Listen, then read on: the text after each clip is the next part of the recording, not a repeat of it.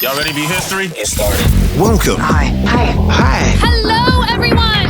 To the Pro Audio Suite. These guys are professional. They're motivated. With Tech to the VO stars. George Whittam, founder of Source Elements. Robert Marshall, international audio engineer. Darren Robbo Robertson. And global voice. Andrew Peters. Thanks to Tribooth. Austrian Audio. Making passion heard. Source Elements. George the Tech Whittam. And Robbo and AP's international demos. To find out more about us, check theproaudiosuite.com. Line up, ladies! Here we go. And welcome to another Pro Audio Suite. Thanks to Austrian Audio, making passion heard. I don't know what to say. Good enough. Well, we were gonna have a chat about Macs this week because just before we started recording, and AP is fine, by the way, who I think he's just dropped off the edge of the planet. He does live down the bottom of Australia, so maybe he went for a walk a bit too far and he's dropped off the end of the world or something. It really did. But yeah, we were chatting before recording here. We were talking about Mac. How they've dropped one of the versions of their Mac Mini, and we're having a chat about their new laptops and stuff. So we thought there might be an episode in that, didn't we, boys? Yeah, it's an interesting time. Because I was saying how good of a deal those M4s were. I'm kind of addicted to used computers and whatnot, and I was saying how, finally Apple has a value that I was like, I'm not buying a used computer. And we bought a couple of those M4s for a Mac Mini M4 baseline. $600, I think. $600 with 16 gigs of memory. The base machines were all 8 gigs for a long time. What pushed them into 16 gig at the base model was the neural engine. Right. They needed the extra memory for the neural engine, yeah. On-chip processing, whatever, for all the AI stuff that they never did. Maybe they will, but they haven't. So basically, you're buying these computers. They're like mini supercomputers, but they don't have the software to even utilize them. Well, guess what? There are some people out there who are using very, very demanding software now called AI. OpenClaw is one of them. That's a different episode. Yeah, well, they're realizing the Apple Mac Mini Silicon architecture with all the neural cores and all this stuff. They're basically beasts of a computer at a very, very affordable price. This is like the only time in history dealing with Apple where you can really say the Apple is the better price per performance than a PC. It seems like Intel has lost a lot of ground in their chip competitiveness. Yes. Yeah. Yeah. Well, it got so popular that just recently Apple eliminated the entry point Mac Mini SKU. So if you go to buy a new Mac Mini now, you're looking for the $599. It ain't there. They just don't have it. It's not out of stock. It's not, you just can't buy one. And so I bet if you go on eBay and find one of those, I bet you anything it's selling for more than it was new because... Or it's selling for exactly what it was new, or except damn it's close not to new. Yeah. Yes. They're just not available. And it's a really weird time we're in because of the demand on those computers. But if you've got a Mac Mini, and really any of the generations of M chip, M1 through the current M4, don't get rid of it because it's still an incredibly viable computer. I'm running an M1 base model. Mine's not a base. It's got 16 gigs of memory, but it's still fabulous. And that's from like 2020. That thing's 2020. Yeah, I couldn't be more happy. And I'll say this, funny enough, the new one, it's a little bit taller than yours, but it travels a lot better. So one of the things I did is I got the M4 because I needed a better on-the-road computer for doing sessions. And it got to the point where my 2019 MacBook, Intel-based, it just wasn't cutting it for streaming video and running Pro Tools and running Source Connect and running a sound effects library. And it would work, but you were always kind of sweating it if it was going to do something stupid or just do like a 5-minute pause. Yeah. So I was looking at another laptop, or here's that M4 for $600. Yeah. So an M4 for $600. No, it doesn't have a battery. A $60 little 15-inch, 17-inch screen, keyboard and mouse, and you've got a really awesome road computer, and it travels like a laptop in the sense that it's just the thing fits in the palm of your hand. it's nothing. Yeah, the Mac Mini M4, the new generation, it looks like an Apple TV. I don't know if you know what those look like, but they're pretty small, little rectangular, rounded little guys. The M4 is similar form factor. It's just diminutive. It just doesn't make sense. It's like two Apple TVs stacked on top of each other. Yeah, it just doesn't make sense that it could be that good for how small it is. And I don't think it has a fan. It does, but you'll never hear it. You'll never hear it. Okay. Yeah. But do you reckon, and you guys are closer to the sort of, probably George, even you, closer to the coalface on this than me, but do you reckon even that Mac Mini is partly overkill? Oh, yes.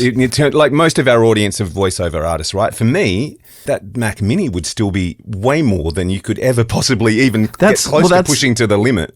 That's why I steered Andrew to the Neo. Yeah. Because, it's like, for the convenience, it's got the screen in there. It's got no fan. There's a certain number of advantages for a voiceover talent that doesn't necessarily need the power for video streaming and whatnot. And those Neos are also, I think, $700. Are they, George? How much are those? I think $599 US.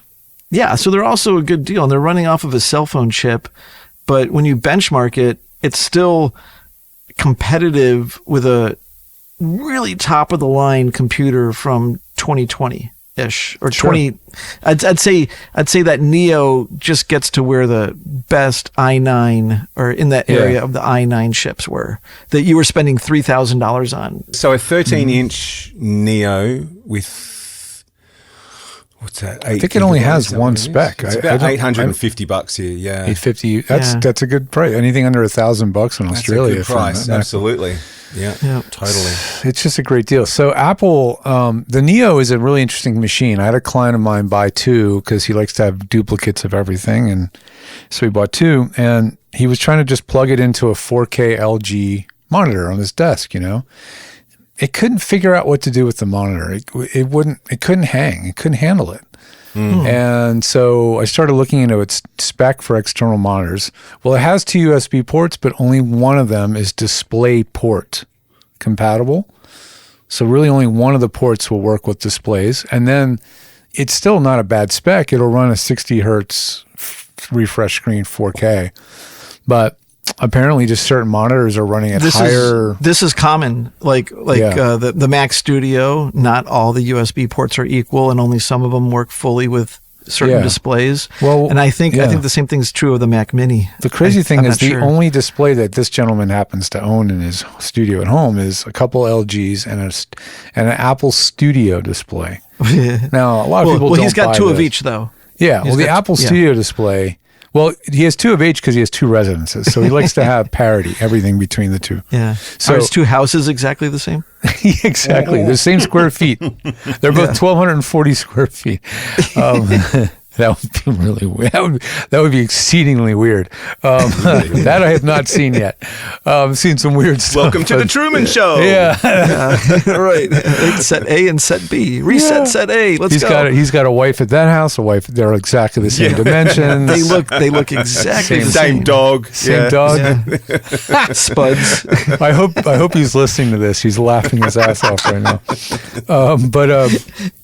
Anyway, yes, the Neo, sorry, it played nicely with the Studio display, but not the LGs, which is really weird because these displays aren't that different, really, in a lot of ways. They're really similar. So it makes me wonder, is there a special little handshake in the Apple's display that it just goes, "Oh, hi, Neo, I know, hey." That little gem is inbuilt somewhere. Yeah, I don't put it past Apple. I mean, Apple used to put chips on their power cords for the cell phones. That's right, yeah. So, you know about that, George, right? Fake. Wait, what? You couldn't buy a power cord for a lightning cable. You go oh, look, there's a lightning cable that's $10, and there's another lightning cable that's $30. I'll buy the $10 one. And then one day you do the right update on your iPhone, and your $10 lightning cable won't charge your cell phone because Apple put in what's called the MiFi chip. Oh, and they went, "Oh, you're not an Apple charge cable." Yeah, well, don't you still have to license that now, even if you want to make charges? Yeah, they make a licensing fee from everyone who makes power cables. It's not exclusive to Apple anymore. They claim it's for the safety of the phone and it won't damage. It's not. It's for the safety of the bottom line. That died with Lightning. Did it? Yes. That died with yeah, it lightning. died with, yeah. You have to thank our European friends who lobbied for the death of the lightning cable, because Yes. they did. They were like, USB-C or nothing. And Noah Apple, Trevor, or what's Yeah. the guy's name from comedy? Noah, Noah Trevor, is it? Oh, Trevor Noah. Yeah, the Trevor Noah. old host He- of Daily Show. Yeah. He did a hilarious thing about that Europeans have got it really good when this is what they're complaining about. Like, he does this whole bit, like, I was sitting over at the doctor's office, which I don't have to pay for. And I was thinking, like, gosh, like, it's so stupid that I have to have this cable and that cable. Why couldn't I just have one cable? And I thought, this and that, and somehow he ties it into, because I thought this was a genius idea, because I went to college, which I didn't have to pay for. It's like all this stuff. He's like, okay, Europeans are now solving problems that, like, Yeah.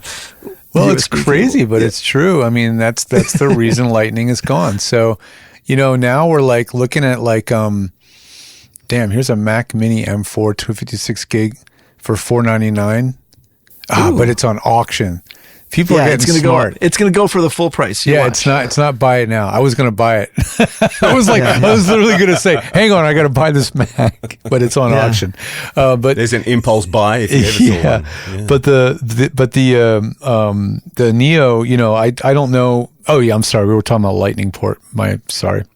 The Lightning port thing. I'm glad to see it go. There's a lot of us with Apple mice and stuff that are Lightning. You got to keep that cord around to charge them and stuff. And You can buy little Lightning to USB-C 3 adapters. yeah, I've got little ones attached with a little tiny silicone lanyard thing that hooks to the cord. So whenever my girlfriend plugs her iPhone 12 in, it's got the little adapter and she plugs it in, And but yeah, I'm glad to see that go, because I mean, not only leaving that port behind solved so many problems, including just now that USB-C is a standard that's cross-platform, it means that you can take that same audio interface, and as long as it's class compliant, Passport up to your VO, iPad.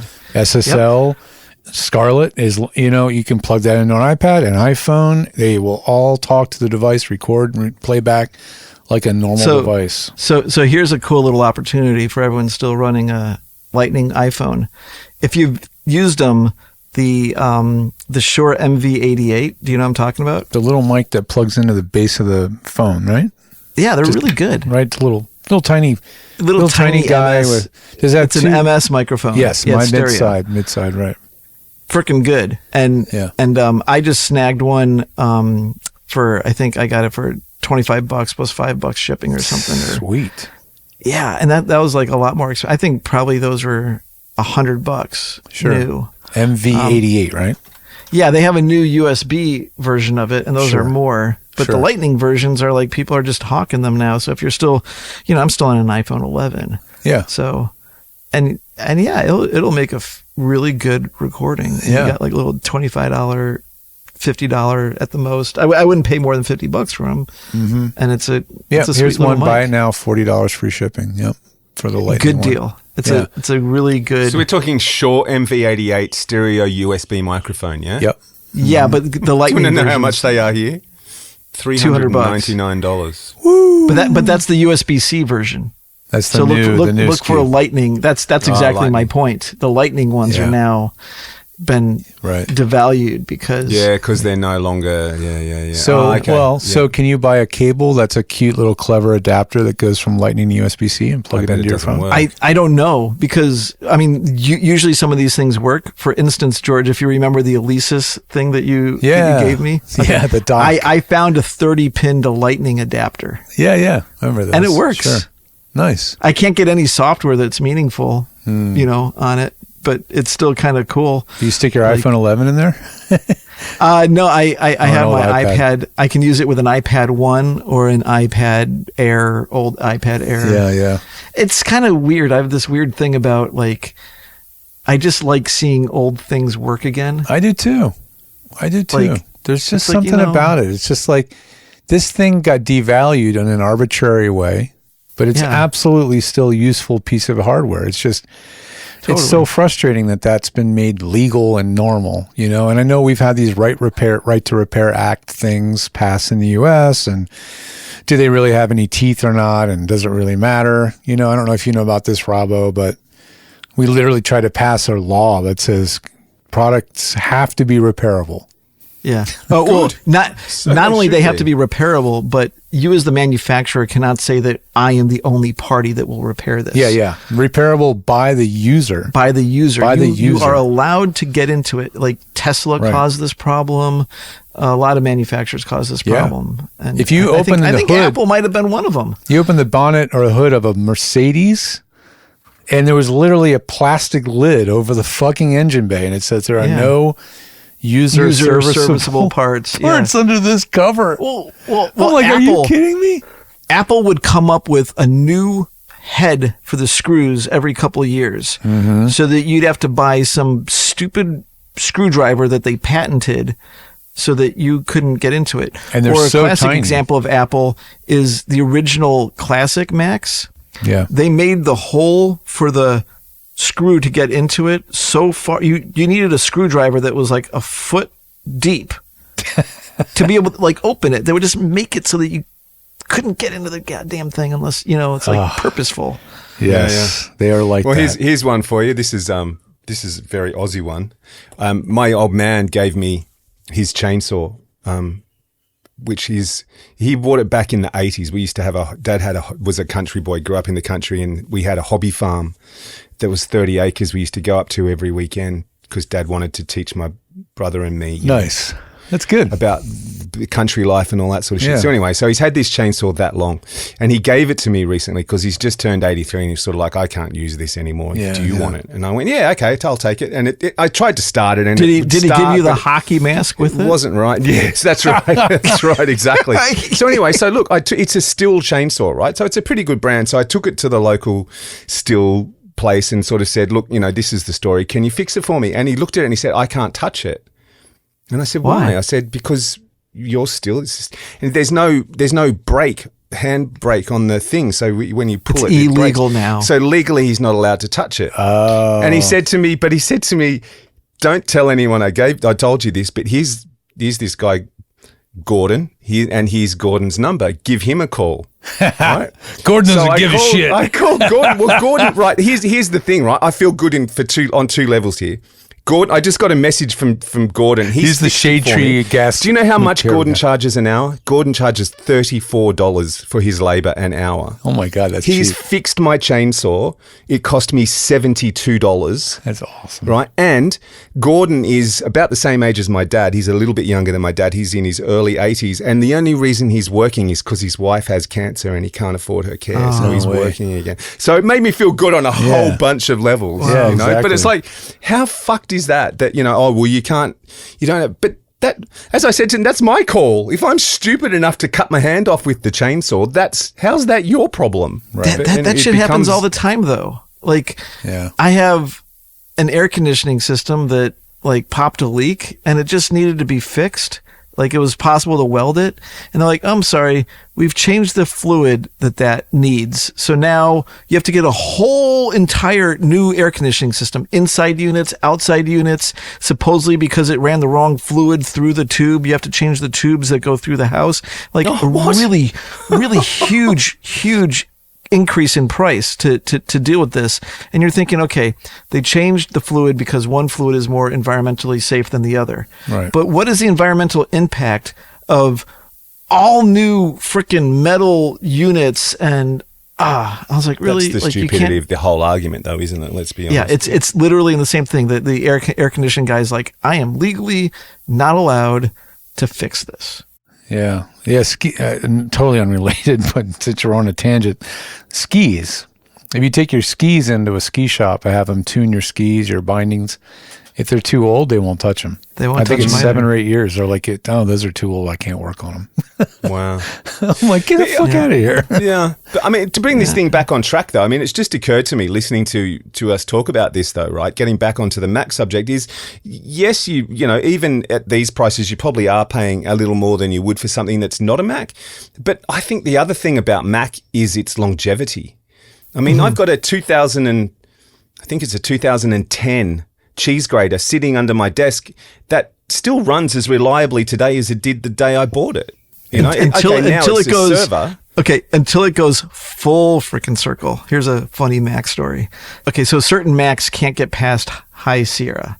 And at this point, High Sierra is a pretty big cliff. You can't do proper web browsing. There's not the security. It's like you really like if you're doing anything that reaches out to the public world, High Sierra is now like it's the Voyager spacecraft and it's off. You can't get back to it. So I'm looking at this iMac, and I'm like, I don't need it for like not reaching out to the internet. So I was trying to boot camp it. And if you know what boot camping is, it's basically installing Windows on it. Well, okay, I install Windows on it. The audio chip doesn't work. I'm like, no, I'm not going to be defeated. So I find out that if you run the boot camp in a specific way, you can get the audio chip to work. You basically have to you can't dual boot it. You have to completely kill the Mac side and make it purely a Windows machine. Because Windows doesn't like sharing it? Is that what it is?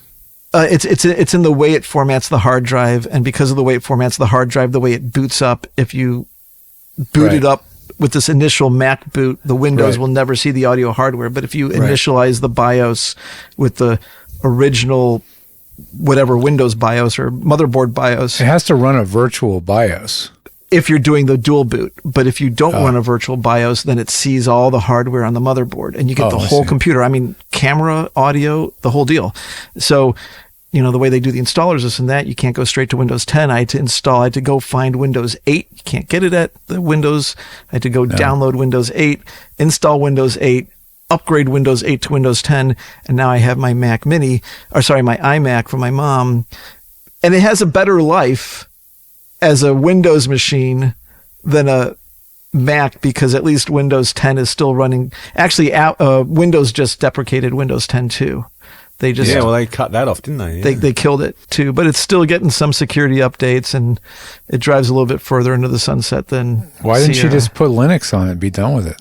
I'll do that with my dad's machine when he gets rid of it. It's the same thing.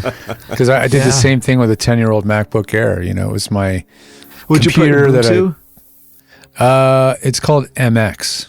MX. Oh, yeah. It's just one of those things where I just stumbled on a YouTube video, Yeah. And I was like, this guy's like, here's how you do it. Here's the links. And it was here's the problem with George and I. George and I will throw 4 hours or a whole night at doing some stupid project like this. I'm not kidding. This was less than 2 hours. This was less than finding the video, finding my MacBook Air on the shelf, finding an 8 gig thumb drive, formatting it, installing the MX installer, plugging it into the Mac Mini or MacBook Air, booting from the USB drive, because it boots the system off the disk, the drive. Yeah. Then it says, now you're running Linux. And you're like, oh, cool. And then it's like, it works. You want to install it now? And you're like, yeah, sure. And then it installs it. I was like, Jesus, this is easy. I put Ubuntu on my old Pismo, if you know the Mac Pismo, if you know what that is. It was like when they had the black laptops. Oh, yeah. Mm-hmm. Yeah. I did Ubuntu on that. At that time, I mean, like you could run a web browser and that was it. Yeah. This thing runs, this thing has full access to all the hardware, the audio, the video, the Wi-Fi, everything works. I can browse the web. Does Reaper make a Linux version? They do. I think Reaper does make a Linux version. Audacity does for sure. I think Reaper does too. Reaper may as well. Yeah, it's funny. Like Linux is pretty badass and probably runs with a 50th of the memory that frickin' Windows takes. The whole install of Linux, the whole install was 3 gigabytes, right? So I think Mac OS Modern is 12, 14 gigs, at least. And I mean, the installer is 14 gigs. What's so funny is that the thing I ran into with doing this iMac was that in order to make the installation work, I had to install it from a DVD. And I got lucky because I only had 2 burnable DVDs left in my entire house. And the first one failed. And I was I can't believe you had any. Yeah. And one of the things I had to do is like Mac OS would only let you burn the DVD at full speed. And that's what messed it up. And I found a separate burn program that would run it at half speed burn or 2x. And that second one burned one that verified. And I was like, let's boot it. And I got Windows 8 in that thing. Oh, man. That is so much nostalgia. I threw out so many blank DVDs and DVD-Rs and CDRs, and Oh my gosh, pancakes. You know that we have a stack of 100. Yeah. I just put it out by the dumpster and like hopefully somebody uses it. What pissed me off is I found a stack in my basement of like, and it was like, it said DVDs, and then I'm like, oh, a DVD, and then the third one down was like CD. It's like, damn it! Like this is like 2 DVDs on the top. By the way, yes, Reaper does have a Linux version. There you go, running Linux. Yeah. The total irony, just continuing on from that previous conversation, the total irony is that in this house now, the only CD and DVD player that is in this house is my old Mac that sits under my desk. There's nothing if I want to get, because I still got shit on CD. Dude, and if I want to so get many it off, that's people the probably only have place. a bunch of stuff, and it's like, go find, like, move your archives forward in the world, because if not, like, I remember I had the chance to unarchive all my Pro Tools sessions that were on DDS3, if you remember what that is at Robbo. Yeah, I do. And it's like, now, like, good luck if the drive even works, or finding the software that runs the drive. That's right. To get it's like those archives. What was that dedicated software that everyone used to use? That Gray matter response Mezzo. Mezzo, that's it. Yes, that's exactly it. Go, because all those discs, all those tapes are Mezzo, and the glory of Mezzo was this: you could be the messiest MF in the world and have your Pro Tools session with audio files all over your whole desktop, like on everywhere on your computer, and you would just drag the Pro Tools session. This was back when Avid let third parties read the Pro Tools session. So Mezzo would read the Pro Tools session and go collect all the audio. Yeah. So you didn't even have to think about it. You just knew it was there. Jeez, that's pretty impressive for the time. I know. Can you imagine that sort of sense of security now? Now you're sort of, madly double checking. That's everything, another, Yeah, it almost goes back to that kind of right to repair thing. Like, there was a software that was enhancing another software, and then Avid makes a move and kills it. Like, and now, like, they locked up the Pro Tools file format, and now the only people that can read and write a Pro Tools file is Pro Tools. Here's a real life consequence of that, right? And I'm so lucky that I've never had to go back to this session. But about 3 years ago, I did a complete repackage for a station that I do some work for. I basically rebuilt all the imaging on their station for them, and at the time I just installed. I must have rebooted, or sort of redone my computer, like given it a complete zap and started again. But I hadn't clicked where it drags in Pro Tools, where you tell it to drag the audio into your audio folder. I hadn't checked that in settings, so it was reading it from the locations wherever it landed. So I didn't realize that, and I had to go. I wanted to go back to it about 2 years ago, or a year or so ago, because I wanted to find something to put on a demo that I had to do for someone, and there was nothing there. Well, most of it wasn't there. There was bits of audio here and there, but luckily I had the mixers still. The mixers were still there in the session, because when I'd bounced down to the mix. So you're rebuilding it from sub mixes instead of but it's like, that's so fucking annoying. It is. And there's nothing that does that. You've actually physically got it. So now I've learnt my lesson every time before I, okay, shit, is everything there? So great. I'll tell you how I do it. Source Elements product that lets you move your whole projects in a zip file. It doesn't hunt down the audio files. You have to have. Why not? So this is what's called consolidating your Pro Tools session. Because it can't read. And you said because they can't read the Pro Tools file.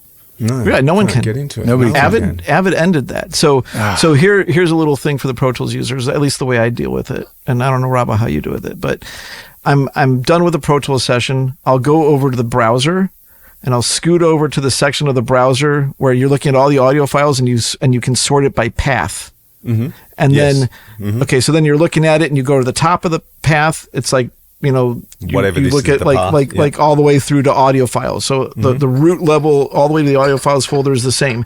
You go down to the bottom, and then you'll see if you have anything that's different. And if you have anything that's different, you just highlight those files, you right click, and you say copy and relink. And I think the same. Yeah, that's the one I do too. Because that's the easiest way, right? Yeah, and it's the only confidence way that you can do it too, really. Yep. And then you can move that session around as a self-contained thing. See, this is why I like Twisted Wave. Insert laughter. Okay, but Twisted Wave to rebrand a complete radio station is probably a little difficult. I'm just kidding. It's a single track editor. It does multi-track now. All my imaging seems to be cold voice. Yeah. What do you want? Yeah. It's all mono too. What the hell? Exactly. Well, that was fun. Is it over?